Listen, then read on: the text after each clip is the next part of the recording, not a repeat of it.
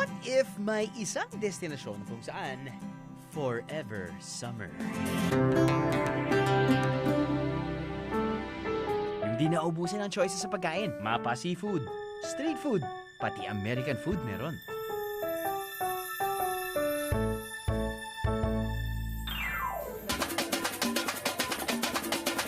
Yung probinsya na fiesta kahit tag-ulan sa Pilipinas.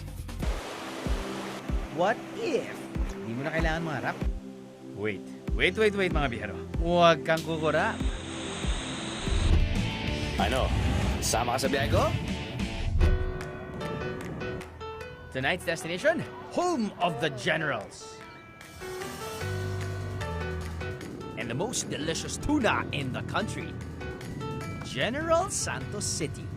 At kung tatanungin niyo ako kung bakit ito ang destinasyon natin ngayong gabi, aba, isa kasi ang General Santos City sa mga lugar sa Pilipinas na di kadalasang pinapasok ng bagyo. Dahil raw yan sa nakapalibot ng mga bundok sa probinsya.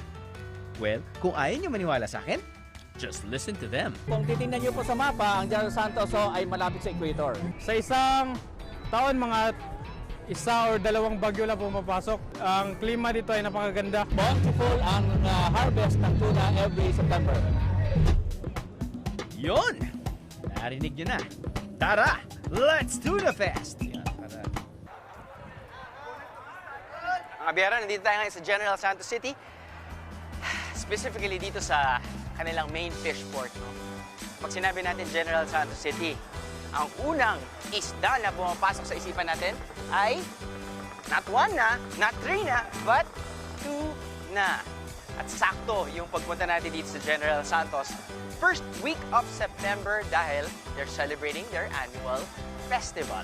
Now, gagawin natin ngayon, makikisama tayo sa mga few of their activities. Mukhang interesting eh. Sabak? Sabak!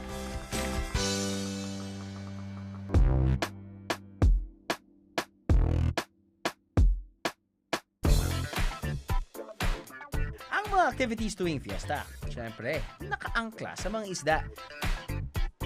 Sa unang salvo ng mga festivity, bida ang makukulay na tuna-inspired floats.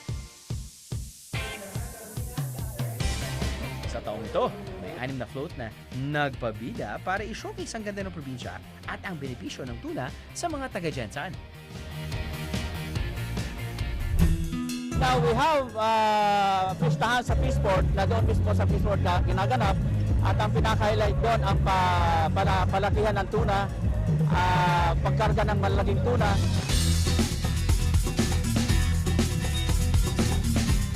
Doesn't get any fishier than this. Aba, di lang sa sentro ng bayan nagaganap ang party, pati sa bagsakan ng isda, tuloy yung ligaya. Dinadala ang mga activities dito sa port para makasama naman sa pagdiriwang ang mga magigiting na mga isda ng Jensan. Ang Jensan ang pinakamalaking pinagkukunan ng tuna sa buong bansa. Umaabot ng 22 metric tons kada araw ang makukuha sa baybayin ng Sarangani Bay. Unang pa-contest ang palakihan ng huling tuna sa araw na to. Tingnan nyo naman ang laki ng mga tuna na yan. Walang bababa sa 40 kilos ang bawat isang tuna na to.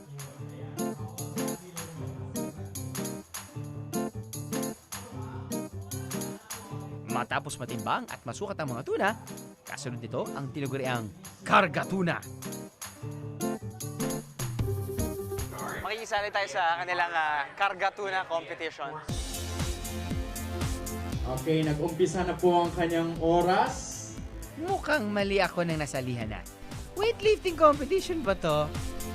39 kilos. Eh, ang lalaki ng katawan nilang manong, oh. Ang main goal ng karga tuna competition, patagalang mabuhat ang halos 40 kilos na tuna na to na hawak sa buntot at bitbit hanggang sa leeg. Gaya nito. Okay.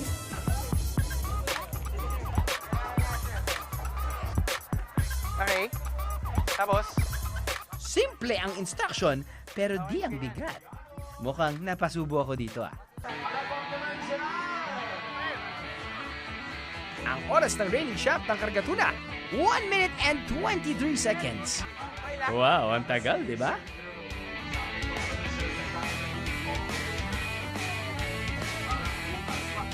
Ayos na. Thank you. Thank you. Jensen and happy Tuna Festival. Enjoy your stay here in our city. Thank you. Kailangan kong buhatin yung 39 kilo tuna. We're going to give our certificate. Tapos nun, kailangan may certain distance from my chest and the tuna. And kailangan hindi bumaba doon. Blue tali. Pero apparently, bumaba na after a couple of seconds. Bucket hole one. Talo ko, pero hindi pa nagsisimula ang aking biyahe dito sa Jensen, kaya siguradong panalo pagkatapos na. Ayos? Ayos. Talo man ako sa kargatuna, siguradong huwagi na ako sa aking next activity.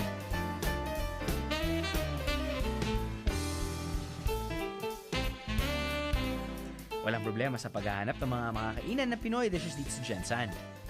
Target ko na agad ang best product ng probinsya. E ano pa, kundi tuna. It's a fact na ilang beses na natin feature ang tuna dish.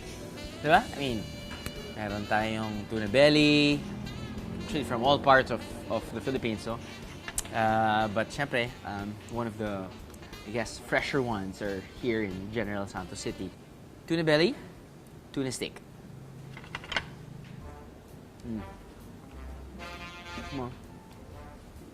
Pag kumakain ako ng bangus or kahit anong isda, hindi ko talaga paborito yung belly.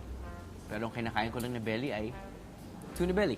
Kasi hindi ko na natitaste yung kung ano mang natitaste ko kapag kumakain ako ng or napapakain ako ng belly ng isda. Parang medyo weird eh. For most of my friends, yun yung trip nila. Kaya gusto nilang tumabi sa akin kapag nag-order ako ng isda. But anyway, tuna belly, no problem whatsoever. Ayos. Uy.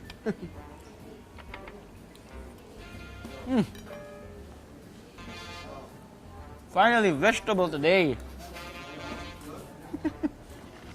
Tuna steak. Alam mo ko minsan, in terms of product photography, product shots, ang ganda nilang kanyang, ang sarap talaga. Pero mukhang napadami nga siya ng sauce. Dahil nga sa producer ko. So. Ooh. Nice. Yeah, see. There's nothing like grilled seafood. Or in this case, grilled tuna steak yan. Nalalasahan mo talaga yung, alam mo yung aftertaste ng grilled seafood. Love it. Ooh, another opportunity to eat veggie.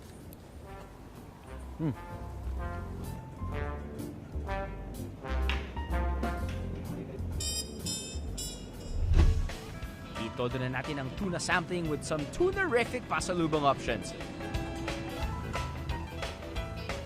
Siyempre, nandito ka na rin sa Jensen. Marami ka naman matatagpuan na gantong store actually. They're already cut, they're freezed, and then they're ready for your taking. Dami naman kasing parts ng tuna na pwede mo bili. Ako for me, my favorite is tuna steak. I love it. I grill it, salt and pepper lang. I grill it, and then lasa niya kasi parang beef. Oh, really? If you want to bring some fresh seafood pauwi ng Maynila, you can buy your frozen fish here. Just make sure to buy on the day of your flight. Alam niyo naman ang isda, kailangan kainin ng fresh. Mura ng konti ang presyo rito kung ikukumpara sa Maynila. But hey, it's frozen, not fresh. So mainam lang lutuin kaagad. But if you don't want frozen tuna, meron namang delata. And yes, tuna chicharon. Go. Susunod, Jensen's fastest zipline.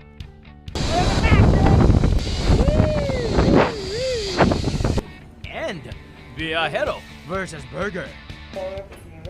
Ito ay contest ng kung gaano kasama yung itsura ng mukha nyo habang kumakain. Seryoso talaga! Grabe! Ma'am, pacheck na yung BP. Ano? Sama ka sa biyahe ko? Ano? Sama ka sa biyahe ko? Tuwing September 1 hanggang September 6, nagkakaroon ng Tuna Festival sa General Santos City. Nagkakaroon ng float parade sa opening. Dinadayo kami ng turista dito. Mapagod man kayo at pawisan sa pagdalo ng fiesta dito, madaling makahanap ng mga lugar na pwedeng matuluyan sa Gensan. So nagbabalik tayo dito sa hotel ni Manny Pacquiao sa General Santos City. At uy, first time ako makakatulog sa ganitong kalaking kwarto. But anyway, it's 4,000 pesos, good for 4 with breakfast. Flat screen TV, cable, big mirror, good for 4. May branding pa. Uy, yun na to, Chong. Di ba?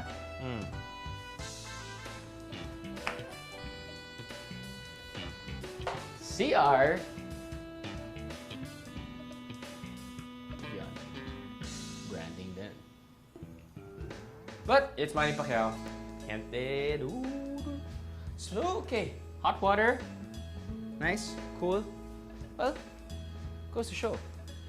But I sense I will have a good night sleep. As in, feeling ko mananakaut ako.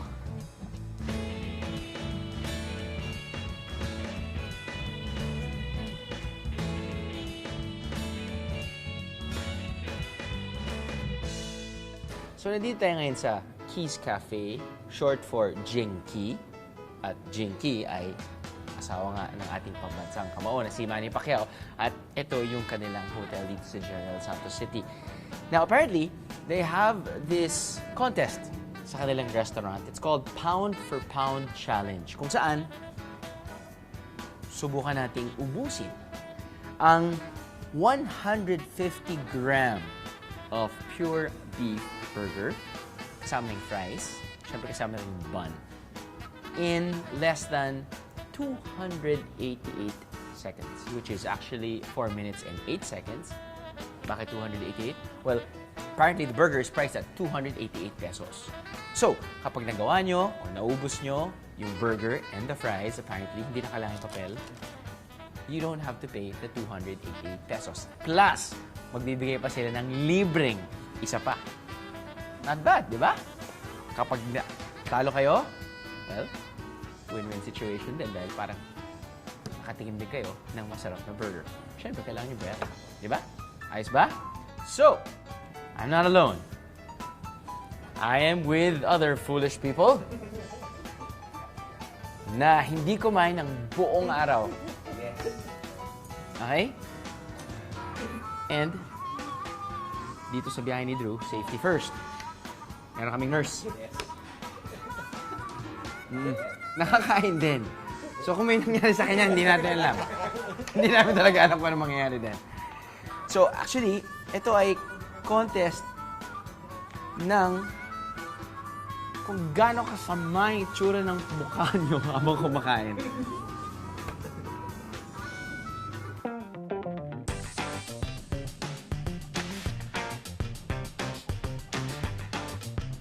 Makaya ko kaya ang tambuhalang burger na to?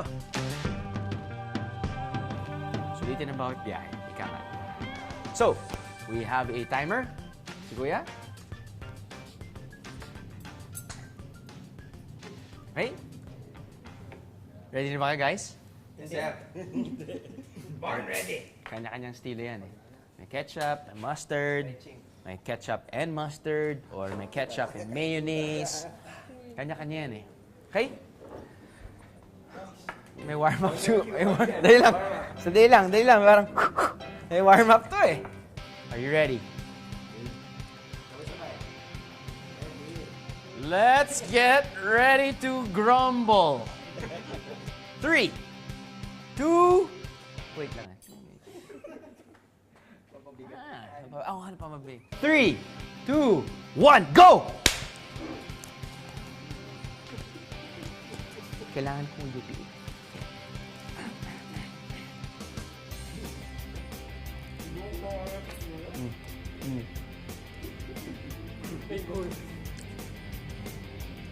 Guys, may dinner pa tayo ha.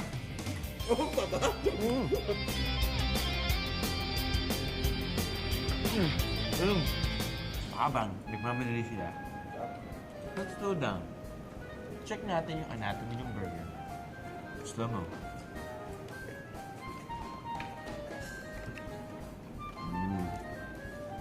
Tinapay na malambot. Mayonnaise. Yung dalawang burger patties. May cheese. Sa baba. Ooh. Sauteed onions.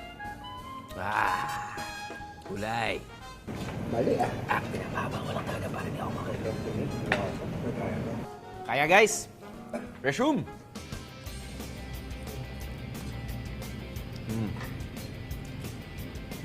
So, 288 seconds. Consuming 1,200 calories. Or 1.5. Ma'am, pa-check na yung BP. Okay ba? Okay ba? Okay tong nurse na to. Tumitingin lang. Okay pa. Etan boy. Pero sarap ng tinapay. Malambot.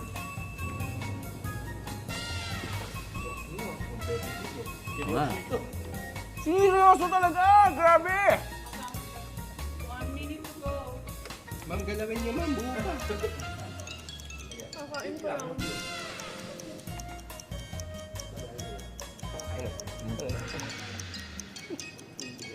Buong ko sa akin.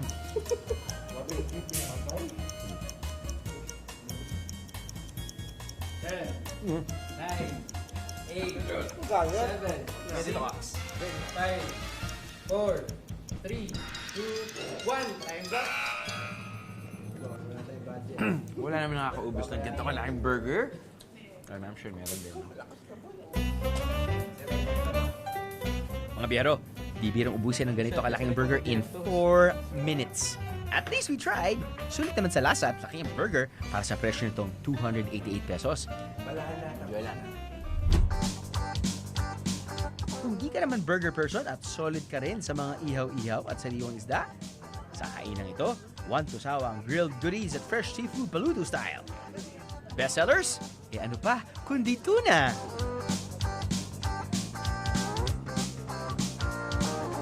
Karamihan na nagapunta na dyan sa gusto talagang tumikim ng tuna. Mga pagkain namin dito, syempre yung pinakamura yung barbecue kasi 36 pesos lang yan per tuhog. Pero meron din naman kaming mga shell na sabaw which costs about 50 pesos lang. Ang pinakamahal dito usually yung Tuna pang. tuna belly, tsaka yung pusit na white kasi yun yung masarap. Sa Manila, usually, ang mga mahina 500 doon pagkakain ka sa labas, di ba? Dito, pag kumain ka, pwede 100 lang.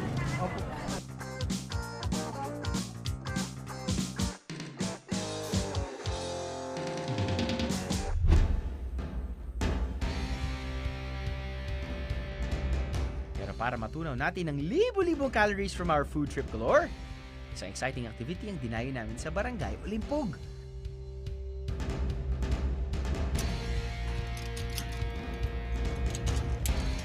Okay, mga biyero. Another week, another zipline activity for Biyahe ni Drew. Ngayon, nandito tayo sa General Santos City. Tatahakin natin 800 meters ziplining. Tapos noon, matatapos daw yung zipline in 27 seconds. So you do the math because I'm so poor of it. But apparently, yung speed ay one of the fastest. Siyempre, bago ako, sila muna.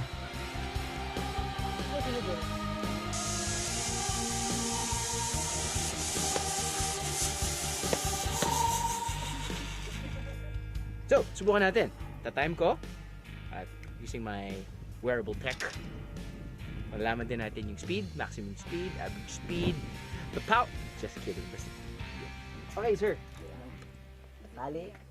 Yon! It's my turn, boys!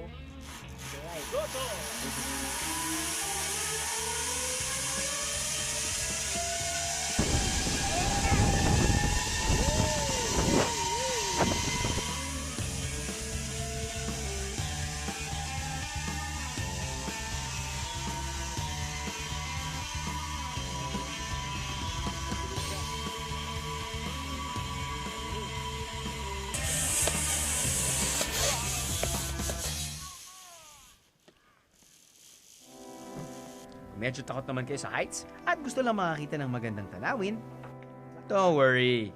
You can ride the cable car.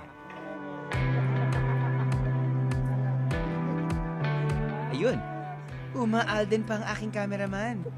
Uy, tama na, pa-cute kulot. Susunod, tatawid tayo ng ilog, akit ng bundok, lulusong sa mga talon para makita ang nakatagong paraiso ng Jensan. Ito yung pinakamalalim. I think umaabot ng 18 feet deep.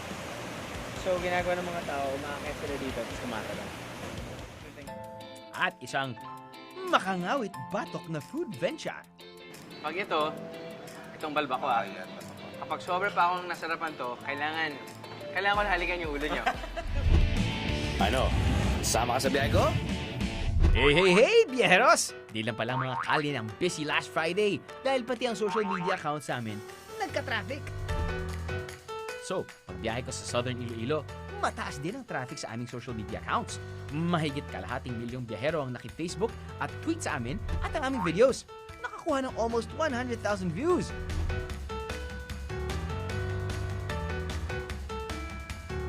Yeah, it's time once again for Triple F. Fun na feedback from you, fiajeros! Talaga namang malalambing ang mga Ilongga. Feel na feel ko ang pasasalamat ni na Nate Maria Frias, Orange Sane, at Suosan Ninto sa pagbisita ko sa Miagao. Si Ella La Rosa nagbigay pa nga ng pasalubong tip. Hey, salamat sa sweet words, as sweet as a cream horn.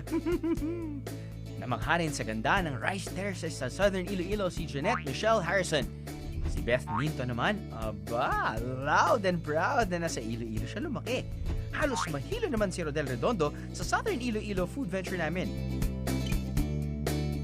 At si Trisha naman, na in love sa ganda ng Sulu Garden. Hindi ko naman ang hashtag ni Alish Asher Chua na hashtag huwag maging dayuhan sa sariling bayan. Just keep your comments coming, biyaheros! Pero kung may lugar, resto o probinsya kayo na gusto niyo i-share sa aming team, mag-iwan lang ng comment o mag-message sa aming social media accounts. Malay nyo, kayo na ang susunod na mabanggit sa aming show. Dahil sa lahat ng biyahe ko, kasama ko kayo, mga biyero.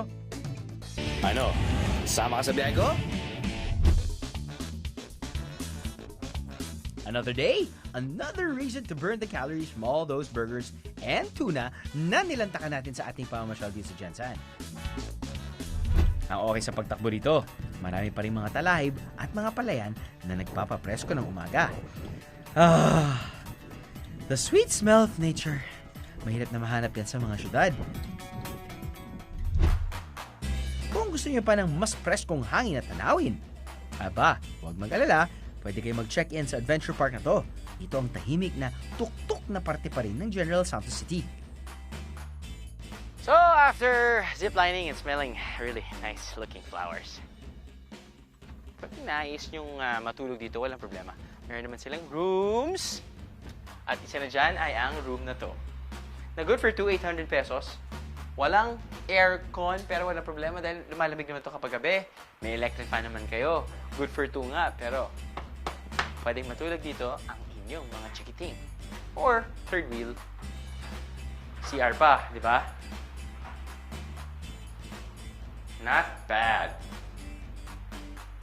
Ito, okay. Ito, hindi ko alam kung ano na pwede mong gawin dito eh. Alam ko. Ano pwede mong gawin dito?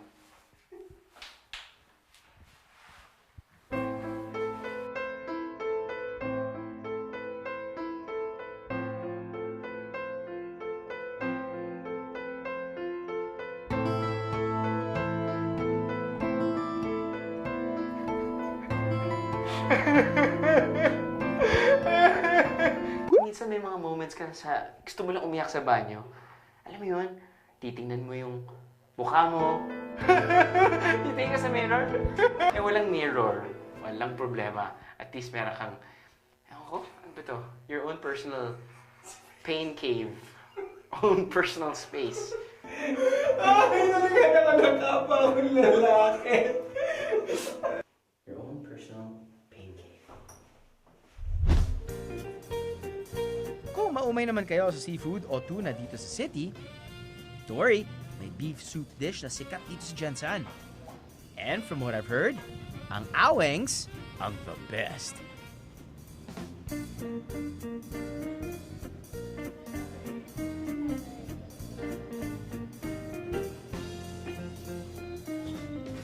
So ito po yung... Yan po yung bulalo, sir.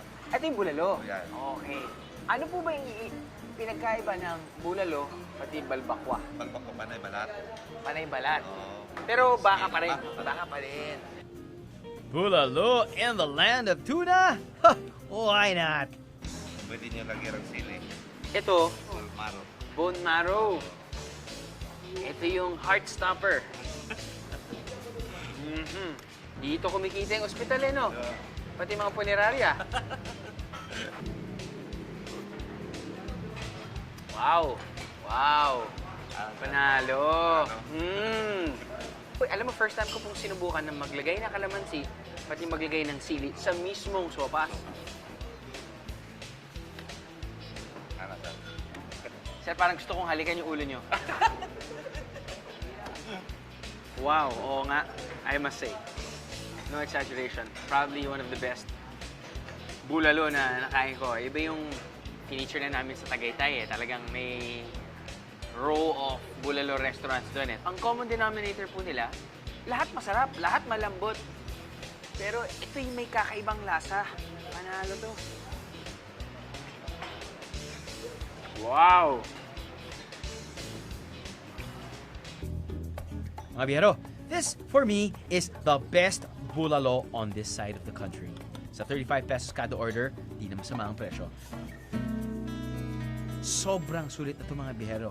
Sila kuya nga eh. Ay, may dala pang sariling rice cooker. Only rice pa more. Pag itong balbakwa, Ayan, balbakwa. kapag sobra pa akong nasarapan to, kailangan ko na halikan yung ulo nyo. Sir, kailangan na talaga. Tatanggalin ko na po yung pawis dyan sa ulo nyo. Eto na. So, yan sir. Good. Ano po yung pinagkaibahan? Parang pareho lang po yung sopas. Pareha lang sopas. Yung laman, Yung laman, may skin yan. pero pareho din yung laman. Yan lang, pareho din. Ito lang yung- Nagpakaiba. Yan kasi yung skin ng baka. Skin ng baka. Yung texture din niya parang litid eh. No? Ganon din siya eh. Ayos din siya. Ayos din siya.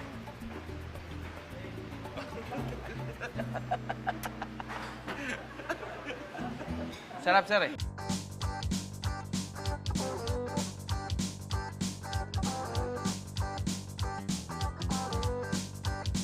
Mga biyero, ito yung parang kapag malimig yung panahon, kapag hindi mo naubos, after 5 minutes, sebo na yan.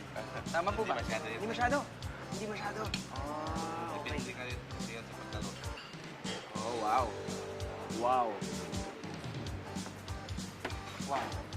Wala akong masabi. Wala. Hindi, wow. Ubusin ko na to, sir. Oo.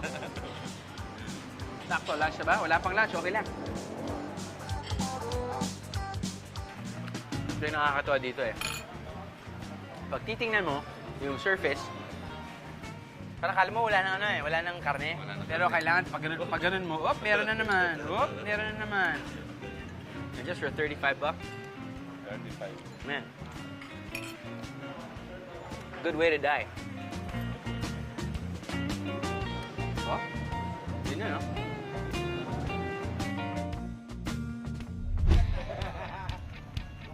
Mukhang kailangan ko ng tunawin ang nakain kong Santa Makmak na baka. By going to Amiscong Falls. May kalayuan ng falls na to. Kailangan sumakay ng motorsiklo para maakyat ang starting point ng mahaba-habang lakaran.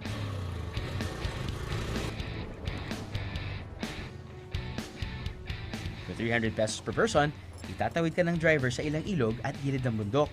Mag-ingat lang mga biyahero ha. Kailangan nyo kumapit ng mahigpit sa inyong driver. Mabato kasi at medyo maputik ang daan.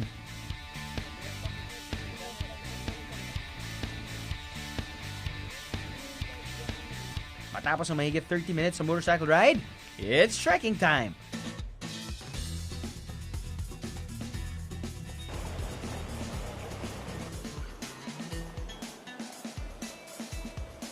Tinawag daw itong amiskong ng mga tribong laan noon dahil sa hirap nitong matunton.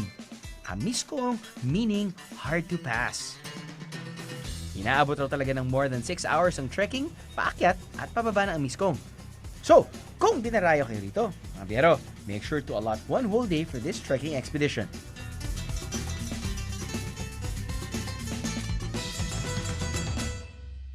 So after 1.5 kilometers of trekking, mga 30 minutes nga. Ang galing. Ito na yung junction. Makikita na natin dito yung Amsicong Creek. Dito magsisimula yung series of waterfalls.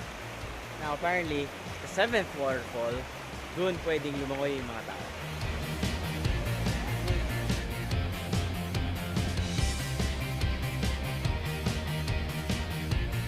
Isa pang tip mga biyero, iwasang magdala ng mabibigat na gamit dahil may kahirapan ng maglakad sa mga bato sa ilog.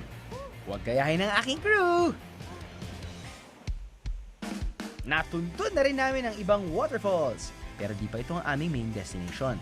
Kailangan pa namin akitin ang gilid ng falls. Tangi ang mga ugat ng mga puno ang hinahawakan namin sa pag-akyat. Talagang ang amiskong, so hard to pass. Narating na namin ang pang-anim na falls at may hagdan na silang ginawa para sa mga umaakyat dito.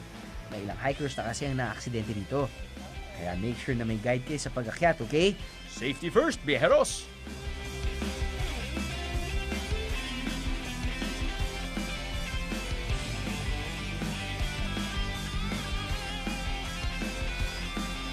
At sa wakas, narating na rin namin ang Amiskong Falls.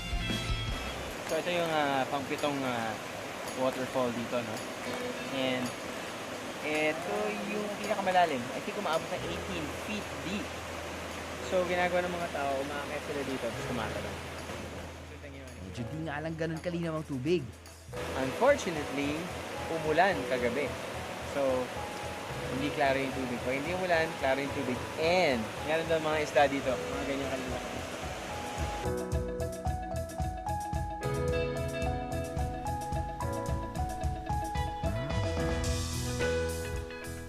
Nagpatalo ang producer ko sa aming guide. Ayun! Pumwesto na sa tuktok.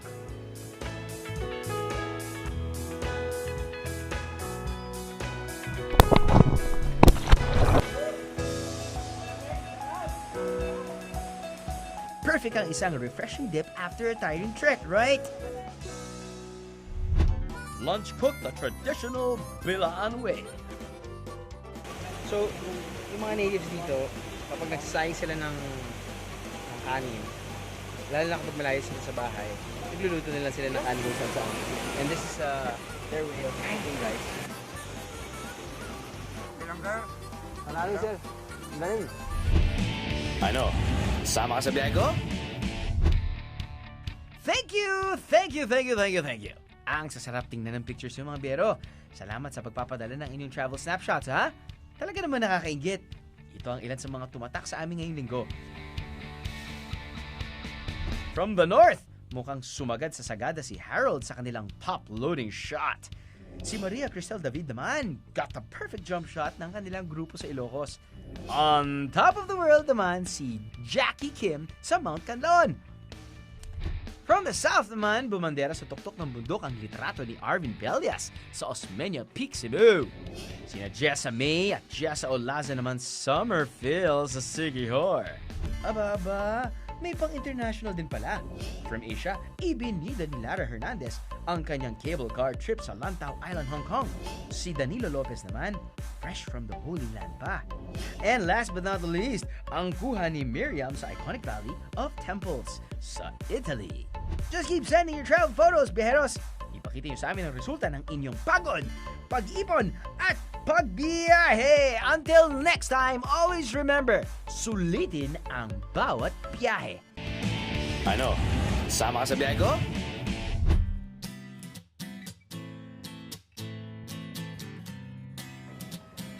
May daily flights going to Jensan. Kung balak niyong pumunta dito, huwag mag-alala dahil di bagyuhin ang lugar. So you can book all year round. How awesome is that, mga biyero?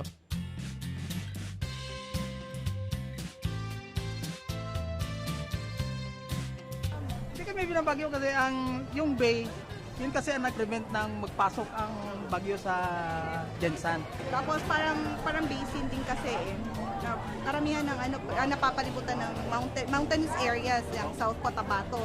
Tapos ang Gensan nasa bayside siya. Alam niyo ba kung bakit General Santos ang pangalan ng main city ng Sarangani Province? Well, ipinangalan ito sa pinakamatagumpay na leader ng probinsya na si General Paulino Santos. Now, you know. As we end our trip here in Gensan, isang lunch ang inihanda ng mga first inhabitants ng General Santos, ang mga katutubong bilaan. So, yung mga natives dito, kapag nagsasayang sila ng kanin, lalo na kapag malayo sila sa bahay, may naghahunt sila ng medyo a few kilometers away from their house, nagluluto nila sila ng kanin kung saan. And this is their way of eating rice. Gumagamit sila ng special kind of plate. Agiki! Lalagyan nila yung kanin, bigas, papasok nila ngayon sa kawayan. Gano'ng katagal po yung pagluto? 30 minutes. Ang magandang nagdudulot sa paggamit ng dahon niya ay One serving na yun. So, pagkatapos nilang lutuin, tatanggalin nila. Kada dahon, 1 tao. Steak. Kagandahan raw sa dahon ng agiki, dito basta-basta natutuyo o nalalanta gaya ng dahon ng saging. Siyempre, sinubukan ko na rin magbalot nito.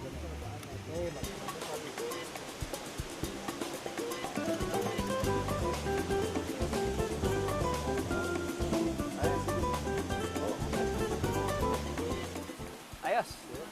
So, nag-prepare sila ng pagkain from scratch. Kanina pinakita namin sa inyo kung paano sila magsaing ng kanin. Ito na yung finished product. Ang suman. Diba? Pero hindi kanin malagkit. Kanina dala-dala nila, tumitilawak pa yung manok. Ngayon, inihaw na nila. 2 ways of cooking chicken. Inihaw nila. Ito, ginawa nilang tinola. Siyempre, meron pang soup. Ang ating bamboo-ware.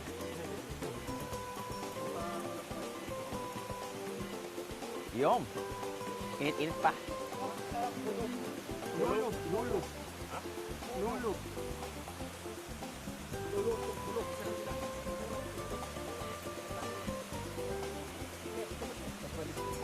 Parang gumamit na sila ng rice cooker.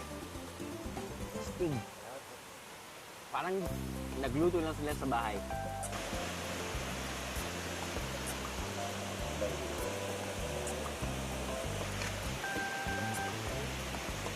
Oh.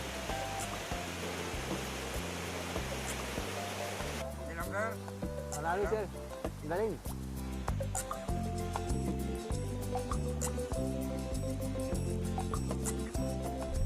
Sabi nila, sometimes the journey is way better than the destination.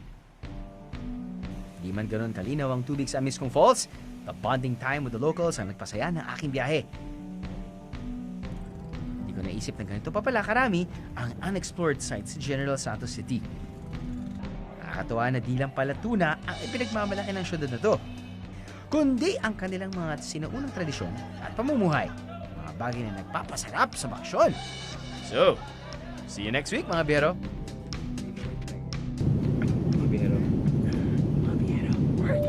Sunset alert. Oh, yun na, no?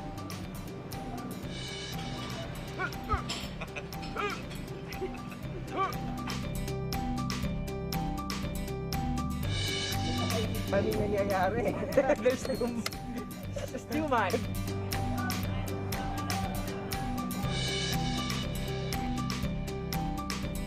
Hindi nyo lang alam, kumain na ako ng burger. I'm gonna barf. Buti lang ikakata natin yan. Dahil kita nyo naman yung view natin. Kita nyo yung view natin? Sabihin nun, medyo mataas yung lugar kung saan tayo nakatayo.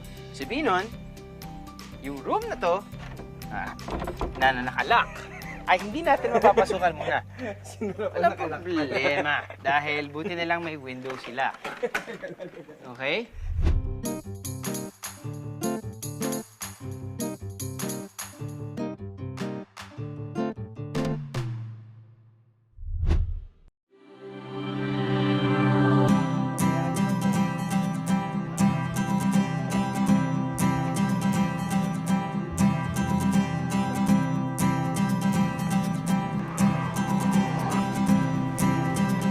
Gulay na ng gulay. Gusto ko ng batatay.